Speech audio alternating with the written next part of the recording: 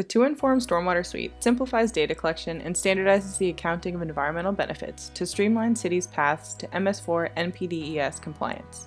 Here's the 2Nform landing page, where the modules represent the standard sections of the National Stormwater Permit. For example, we can go into the Structural BMP module and see all of our existing assets on the map, defined by a standardized typology and are colored by relative condition. The condition comes from the results of a rapid, standardized field assessment that can be collected in mobile apps and automatically synced to the cloud. The Spatially Explicit Stormwater Model, SW Teller, combines type-specific asset information and condition results with the local geographic, hydrologic, and rainfall data to quantify the load reductions as a direct result of implementation and effective program management. Reports are automatically generated and data can be submitted to the regulatory body for read-only access with the click of a button.